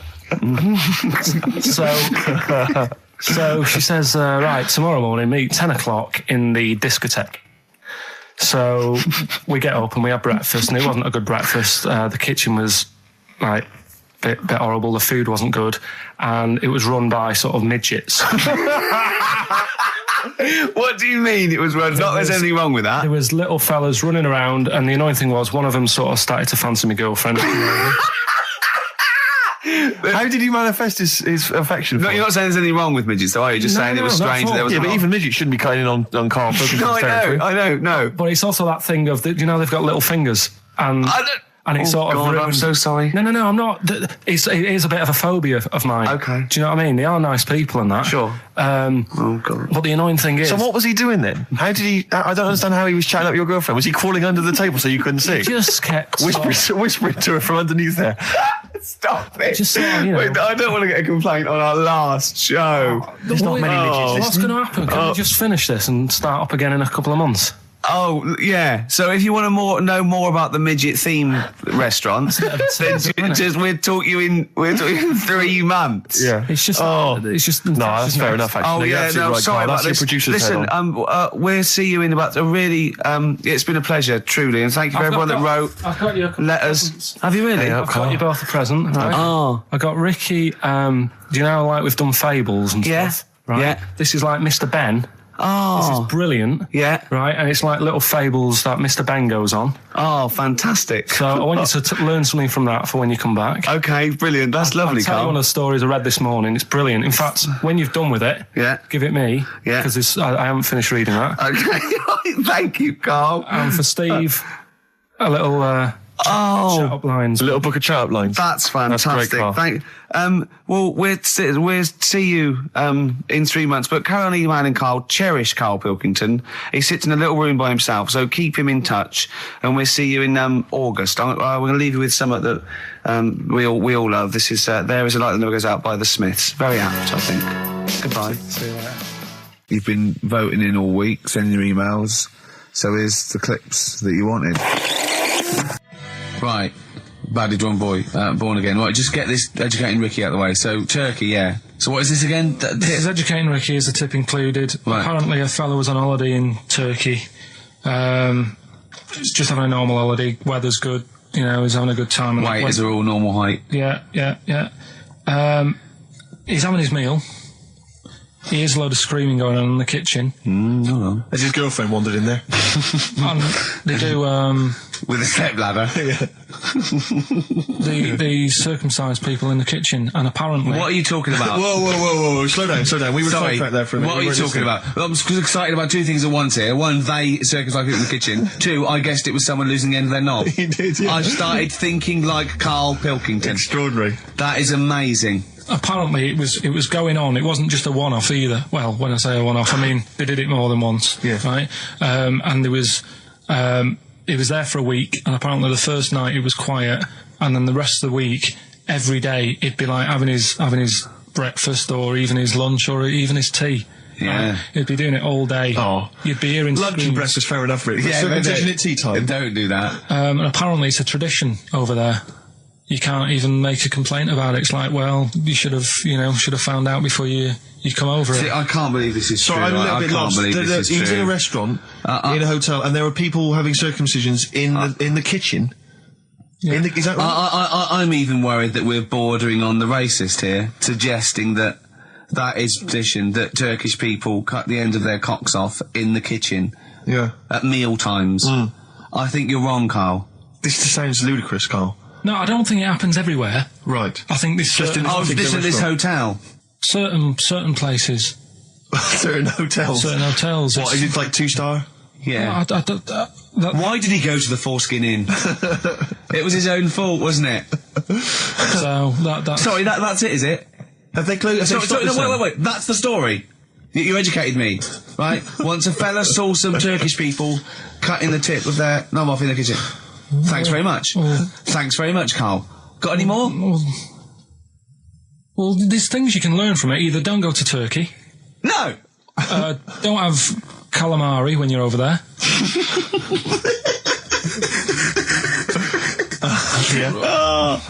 Karl, you've done it again. Well, So we get onto conversations. Talking about, he's asking me stuff about evolution. Tell me that. Why did the giraffe? What's that rubbish about the giraffe getting a long neck? I said, well, it didn't try and get a long neck. It was selected because, Anyway, I went into evolution for him, and he said, but why would evolution do that? I went, well, you think that evolution didn't do anything? There's not this consciousness, there's not this will that a giraffe has to stretch its neck to reach the leaves. One had a long enough neck to survive and pass it. He was going, yeah, but why did evolution? This isn't. But by the way, this isn't the most stupid thing. This is warming up. This is about 8:45. Right? He said, why didn't evolution make a giraffe good at carpentry so it could build a ladder? Right. Yeah. Okay. All right. Okay. So he's thinking around it. He's trying to pick holes in evolution. Yeah. We get on to, I said, well, things that I said, we can see the speed of evolution in lower life forms like bacteria, viruses, they evolved. That's why, soon we won't have an antibiotic that can kill some certain bacterial strains. And he said, and this is about, 11:30, and I said, I'm going to bed, right? He said, in the future, they reckon that you'll be able to wake up and eat a yogurt you can have a chat with. I don't know what that means. let's put a song on, right? No, and we'll come back to it. So you're going to explain that? Yeah. You've got an explanation. The Verve and Sonic on XFM 104.9. I'm Ricky Gervais, with me Steve Merchant and Karl Pilkington. So let's just get this right. What did Karl say? He's just specifically giving those words again. He said, they reckon, and I said, I'm going to bed. He went, no, really? I said, no, I'm going to bed, Karl. There's no point now, because, it's just like you're talking gobbledygook. You know what I mean? I might as well talk to a pot plant. Yeah. He said, in the future, they reckon, I don't know who they are. Sure. I don't know, people who post things on the internet that he reads. I think the Telegraph. Anyway, complete the sentence. they reckon that in the future you'll be able to wake up. I love it. There's always a little scenario, an embellishment, like this little. Oh, hello, darling. It's your yogurt. Hello. You'll be able to wake up and eat a yogurt you can have a chat with. All right. Well, thanks for that, Rick. I'm looking at you. I'm going to throw that over to Karl now. Right. It's when I was away on holiday, right? I don't normally buy the Telegraph because it's too big and that, innit? So, but they were giving it away for free on the plane, so I thought, Ding dong. might as well have it. And I saw a couple of things in it. I thought that would be interesting. I saw this thing about the future, and it was talking about evolution and what have you, right, which I always find weird, because I always think that maybe we've sort of done it wrong anyway. Do you know what I mean? I sometimes think... You can't evolve. By definition, evolution can't get things wrong.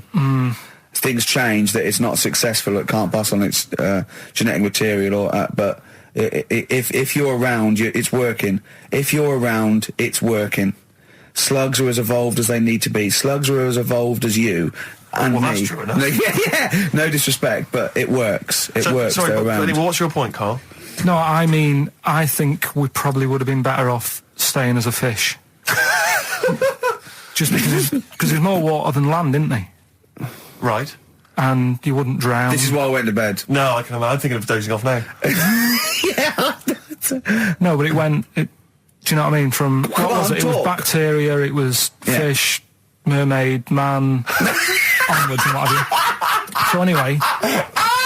Oh God! No, there are a few knowledge gaps in your theory of evolution. All right, Mum. You generally got it right though. So But I mean, basically, it went bacteria, fish, mermaid, man. What next is the big question. So it was telling you all about this and what have you, and saying how, like, we shouldn't have interfered, because maybe if we wouldn't have invented planes and what have you, maybe we'd be able to fly and what have you if we really needed to and stuff like that. Okay. So we've interfered with evolution, you see. right. Well, then it was saying, well, what's the future got? Well, yes, in one way we have interfered with evolution. Yeah, the evolution of the human being in society is changing. It's no longer based on the strongest or the fittest, because medical science can keep us alive long enough. People can pass on their genetic material where without this civilization they wouldn't have been able to. So yeah, there are different parameters, there are different pressures, there are different things that say whether we're going to pass on our genetic material or not. Okay, so in that sense you're right. And that, Rick, as far as I'm aware, has led to a yogurt that you can eat and have a conversation with. So this is what it was saying. It was just saying, we're living in mad times and that. There's a lot of weird stuff going on. One of which is... And the fellow was just saying, with computers and stuff like that, the way it is, we'll be able to wake up, Go on. have a chat with your yogurt and have something to eat. What do you mean, have a chat with your yogurt? Because of the amount of, you have them yogurts already, those friendly yogurts, those bacteria-friendly ones, so this is just a really friendly one. Yeah, they don't... Oh, God! I'm my best! Do you know what, sometimes, Carl, I think that we're having a chat with a yogurt. Do you know what I mean? There can't be any difference. Yeah, but then I'm always reminded that would be more entertaining. That would be more informative. Is this something that happened to a friend of yours, or is this... No, I read about it. You read about it, okay. There's this little lad, right? Okay. First of all, it's years ago, right? When they didn't have decent doctors in, like, every town and that. Yeah. And this little kid is dead ill, right? Yeah. And the local doctor... Well, there's a phone call involved, so I don't really get the impression that it's like medieval times. Yeah. Yeah. But I didn't say that. I just said it's years ago. So this kid's ill, right? Yeah. And he's lying in the bed, and he's all going funny colour and that. Yeah. And his mum says, I'm going to get the local doctor round. The local doctor comes round, and she says, I don't know what's up with him. He said, leave it with me. Leave it with me. The doctor said that. I'll have he said I'll phone up a top doctor, who was in America or somewhere like that. And so he goes to the phone in his office and he calls America, and because it's years ago, the phone line isn't that good, it's all crackly and that, right? Mm. So he's talking to the doctor and he's saying, I've got this kid, he's a funny colour, and he's really weak and that. I don't know what's he's up not with him. giving him much to go on. Right? Sure. So the American doctor, right? Yeah. He goes, yeah, what you want to do? And it's all breaking up, right? Yeah. He goes, what you got to do? You got to, it's all breaking up. You've got to give him some, parrot's blood, right? Some parrot's blood? Well, that's what he thought he said, but the line was really bad. Yeah. He meant parent's blood, but he heard that he said parrot's blood. He said, right, I'll do that, leave it with me. I can see where this is going. He goes to, a pet shop. Yeah. He says, give us like half a dozen parrots. Sure. Takes them round to the kid's house, takes the blood from the parrots, puts it into the kid's fine. The kid's fine. It worked. Such a load of shite in my life. I've never heard such twaddle, such just made up, enhanced, exaggerated bollocks in my a life. load of old rubbish, Karl. I mean, when he told me this, the doctor said, what do I do? And the doctor on the other end said, give him some blood. And the doctor went, where do I get blood from? So hang on, wait, I just need to Where do I get clarify. blood from? Give him some parents' blood. Give him some parents' blood. Give him some parents' blood. Yeah. But hang on, I just need to know where you read this. Carl. Where was this? Where did I you read stitched this? you up. You know what he said? So do you believe it? I went, tell it to Steve. He went, do you believe it? I went, tell it to Steve. Carl. Where did you read it? That was on the internet. What? About Where is it on the illnesses. internet? All right, XFM 104.9, Ricky Gervais, Steve Merchant, Karl Pilkington, not here. It's the best of. You've been voting in all week, sending your emails. So here's the clips that you wanted. And just remembered recently, actually, I was on a train coming back from hometown Bristol, and I was on the train, and this girl walks on, good-looking girl. I thought, hey, a largely empty carriage. I'm thinking, my luck's in, you know, because I take every opportunity, Carl. That's the thing about me, you know. I don't choose. She was a good-looking girl. She sat down. I thought she sat down right near me. I thought, brilliant.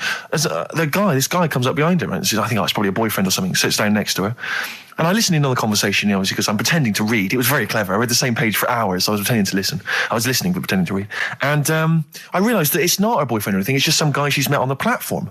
And I'm thinking, brilliant. If she's the kind of girl who's just going to start talking to someone, you know, on a platform, on a train, brilliant, I'm going to be in here. Because he was only going one stop. So I'm thinking, what's the worst that can happen? He'll nick off, you know, I'll get chatting to her, you know, and who knows, I could join the... is there a train equivalent? Foot High Club. The Foot High Club, brilliant. And so I'm excited, you know, I'm listening in. And it turns out that they're both kind of graduates who've just finished university, or they're coming to their finals or something. And they're chatting away, you know, and he's making a couple of witticisms, you know, and she's kind of tittering at his jokes. I'm thinking, well, I'll tell you this, if she's laughing at this kind of material, I am going to blow her away, you know, with my kind of anecdotes and wry observations, you know. Yeah. It was weak stuff, I got to be honest. Really? He was coming out with nothing. He was running on empty, as far as I'm concerned. Yeah. And she was loving it. So I'm thinking, brilliant, I'm going to be right in here. And then they get moving on to higher brow things, you know, and I think she was going to study kind of Marxism or something like that, or communism, something. And she was asking him, you know, by way of conversation, she was asking him what he knew about Marxism, you know. And he was fumbling for his vague knowledge of it that he had in his life. And I'm just sat there thinking, yeah, come on, love, in any given capitalist environment, the proletariat will revolt against their oppression by the bourgeoisie, and after a brief period of socialist rule, emerges a classist society governed by community cooperation. Well, if that sort of talk wouldn't get a woman hot, I don't know what you'd use then. If Marx and Engels is not going to get a woman sweaty down below, then nothing is. Then my name is You're not just Steve biding Merchant. your time. Exactly. I'm just going to go in for the kill any minute. Yeah. So anyway, it comes to his stop, right? He gets up. I'm thinking, this is a piece of cake. And he gets off, and off he goes. He walks off. And I'm thinking, brilliant. And I thought, I'll wait till the train's pulled away. I'm not going to leap in straight away. No. And he comes back along the carriage. And I'm thinking, hang on a minute. He goes, listen, do you mind if I give you my email address? Oh. Right? And if you want to get in touch, email me. I'm thinking, come on, you loser. Get off now. Save your face, please, before it's too embarrassing. She accepts the email address because she obviously doesn't want to hurt his feelings, whatever. I'm thinking, fair enough. She's a good woman. I'm liking her. I'm loving her. I'm thinking, that's my kind of girl. So anyway, he gets off. I'm sat there, the train pulls away. I'm thinking, I'll wait a few minutes, I'll just, give it some time. Her phone rings. It's her friend on the phone. And she starts saying it, and I was listening in, and she was going, just met a guy on the train. I'm thinking, yeah, that's true enough. She goes, yeah, he was a good-looking guy. I thought, you're having a laugh, love. To be honest. Because I was looking at him, and she said to her friend, he looks a bit like tennis player Boris Becker. I thought, you should be so lucky, frankly, because I saw him. He had awful facial hair, if that's what makes him look like Boris Becker. Terrible little goatee beard. It was laughable. I thought, I don't know. And then she goes to thing, and she's like, yeah, I met him, we got chatting and stuff, and she was going, it's not often that you meet someone, generally in life, who's, kind of thoughtful and intelligent and funny. I thought to myself, I'm not even going to waste my time with you, love. Frankly, if that's what you thought of him. You just walked away. And I'll be honest with you, I didn't even bother talking to her. No, you were just didn't even waste my it. time with her. If she thinks that bloke is not only great looking, but funny and intelligent, and she got on well, and he was polite, and it was a chance meeting, and he thought, and she thought that you were like a freaky looking dork who didn't even have the nerve to speak. That is what she thinks, then I don't want to know her. I couldn't. You walked away, and good luck to you. And I have my dignity intact. Yes, and she's nothing. And Karl Pilkington with his brand new show, What's the Song? What song am I thinking? No, I mean... You're nervous about this, aren't you, Rick? I am. You're worried. Well, because I've heard some of these clues before. And they're ramblings... Sometimes they're close to ramblings of a fool. Right? And it really is like those, what am I thinking? Yeah.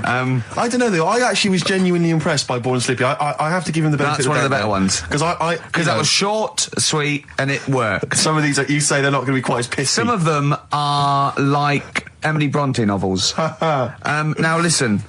we're just going to go for it then. You do it, and we just get people to call up, because I want to see the general public's confusion trying to work out. Well, why don't you give us your next clue, and then we'll play a track, and then we'll hopefully have people on the line after the track to try and answer it, and you can recap briefly. So give us your clue now for what song am I thinking of? Right, this one. It's about a woman. And she's just normal, nothing wrong with her, or so she thinks, right? But there's the twist. Is this like the Tales of the Unexpected? And she's got, like, you know, she's got her mates and she's having a normal life, having a good time and that. And then this thing happens, right? And she starts to stink. And she can't have a bath, right? And she really wants to have a bath. She's dead sweaty and stuff. She's going about her daily stuff. She can do everything else normal. She can eat, she can talk, everything. But for some reason, she can't have a bath. Is there a coal mining husband in the bath? Yeah. Is this born stinky? She can't have a bath. So a woman can't have a bath? Yeah. Even the rest of her Or life. a shower. She can't. Okay, leave it there, Rick. Don't try and guess. It's not for us to guess. The general public can phone up and ask questions, so I just I'm go not sure for they it. can they? I think so. We don't want just people just phoning up and I'll tell getting you it. what about this? Why don't they can ask one question? Yeah. They can ask one question of Karl, then they have to make a guess. Okay. 08700 800 1234. Have we got someone on the line now? We'll just go. Let's do it. Let's go for one. Let's go for one. This is edgy radio. This is Letting Karl dynamite stuff. live. Go on. Hello, XFM. Hello, I'm ringing about, what's the song? Absolutely. What do you think? Well, I'm going for Dirty Diana. Dirty Diana. See, that works. That's a great guess. It does. Yeah, but it doesn't work, because why can't she have a bath? Okay, so the answer is in I was there. going to ask you. Well, that's your one question. That'd be the answer. That would be the answer, I'm afraid. What was your name? Shelley. Shelley, thanks very much. Shelley, I'm afraid I should tell you that, you know, that you should never take this personally, because no one can really get into the mind of Karl. So don't you know, beat yourself up about this. I don't expect anyone to get these clues. No. So well done. That good is guess. a fine guess. A strong Thank you. guess. Thank you. Okay. Anyone else there? Let's hello, XFM. Who's that on the line? It's Chris. Hello, Chris. A question for Karl? Before you give us your guess? I haven't thought of a really good question or anything yet. You just want to go for the guess? No, what I thought was, I'm sure Simon Mayo used to do this when he did the breakfast show on Radio 1 years ago. No, it didn't. So you've just pinched this idea, Karl? If you're going to rip someone off, Karl, do not rip off Simon Mayo. I haven't ripped this off. I thought this was a new idea. I was going to do it with sound effects instead, but that's Yeah, he used to do that, and he used to get his team to play other characters. And You idiot. Well, no, hang on. Not you, Chris. I'm saying you idiot to Karl. Yeah, but nothing's new anyway, is it? So I'm not getting annoyed about it. Very true. What do you think the answer is? Is it Cornflake Girl by Tonny Amos? Good answer. She couldn't have a bath because she'd go all She goes floppy sloppy and and that. then go down the plug hole. Good answer. She's all soggy. Yeah. So Is it Cornflake Girl? No, it's not, but that's That's a great answer. It could have been. All right.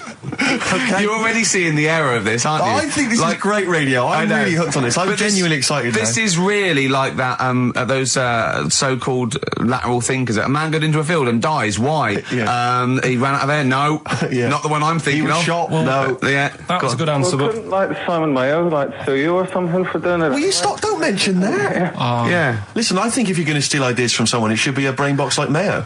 I mean, he's the man who's The only doing example of one I can ever remember hearing in his show, because I was quite young then, was some people were pretending to tap someone's phone or something, and then they got caught, and the answer was just bugging by whistle, because they were Genius. That was absolute genius. That's absolute genius. See, Chris, we're gonna- I don't know Karl, if that's the sort of Karl's ever standard done you've got to that. come up against. Yeah. Thanks very much, Chris. The phone lines are hot. hello, XFM. Hi, is it Candy Perfume Girl? Is it what? Candy Perfume Girl. Candy Perfume Girl? Yeah, Candy Perfume Girl. Is it? Well, who's that by? Madonna. No, it's That sounds like an obscure album track. No, Wow. it's one of her songs. just That think is about it. She stinks and everything. She's a normal life. I didn't say she was a sweet or anything. But for some reason she can't have a bath or Is a this shower. a big song? Just to give him a clue. It's a bigger song than Candy Sweet Girl. Thank you was very a much single. indeed for your guess. It clearly is Thank right. you. Cheers. Sorry. Okay, one more, then we go to a record. Come on. Okay. Go on. Hello, XFM. Carl, Yeah. is it High and Dry by Radiohead? High and dry. High and dry. Now that's great. She smells, which is another word for high. She's dry because she doesn't have a shower. Karl, if it isn't that, yours will never be as good as that. He's the winner. Whatever you're thinking of, that clue is brilliant. What's your name, mate? It's Richie. Richard. I mean, you can't beat that. That's a bit too lateral. Don't be stupid. It's perfect. He's made yours into a clever clue. He's made high, she smells, dry, she never gets in the bath or shower. It's not that, is it, Karl? No, it's you not. don't even get that, do you? Not really. Have you ever heard of the word high being used to mean sort of smelly? No. No. Oh, what? That was where you went wrong there, mate. Richard, well, I'm declaring you the winner, even though that isn't the I answer. don't think Thank we you. should give up this early. Can we Rick. just let's play a song and, Let's play a song. Give it one more chance, because if people think about it, it is really easy. So, I'm not going to find out the answer now because I've got to go out. okay, we'll do it very quickly. Stay in for 10 minutes. We're just going to play a new Coldplay track out. Okay, let's play Brilliant. Coldplay and then we'll come Cheers. back with this. Karl, it was you that worked out the maths and worked out I was 28 because they just worked out I'm 27. You are 27. No way. Yeah, I asked you, didn't I? And I said, But what I sort of questioned was, I said, well, if you're 27 today, that means last week you were 26. well done, yeah. That's irrelevant. So therefore you assumed that I must be 28 then? Yeah. Whereas I assumed you were using, your knowledge of maths, such as it is. I wouldn't do that. No, sure. Wow. I actually got lost in that conversation because I genuinely didn't know what he meant would mean last week you were 26. I don't know what that meant. I don't know what it meant. Wow. Well, it is Steve's birthday. But it would have been 26 last week. Sometimes you genuinely frighten me because it's those staring eyes. There's nothing behind him. It's this little bald head. Looks like Davros looking at me. Genuine fear on his face when he enters into a conversation with another human being. What bit don't you understand? If he's 27 today, he would have been 26 last week, and he doesn't look 26. He didn't look 26 last week. He looks older than 28 today. You've started on his birthday. You're still having a go at him. Karl, I don't look like the kind of hot stud that I actually am, but face facts, that's the truth, mate. Yeah, live with it. Get with the programme, jeez. Well, let's have a little bit of cake. Okay, that's appropriate. See The what I did? birthday. But you mean the band, don't Yeah. you? Not the cake. You haven't actually bought cake, have you? Got anything at all?